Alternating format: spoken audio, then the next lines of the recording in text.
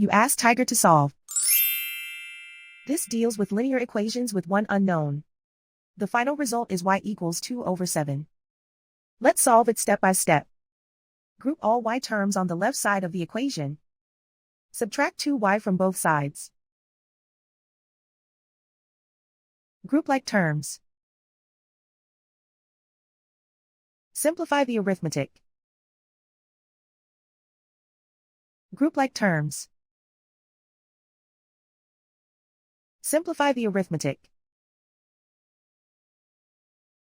Group all constants on the right side of the equation. Subtract 5 from both sides. Simplify the arithmetic.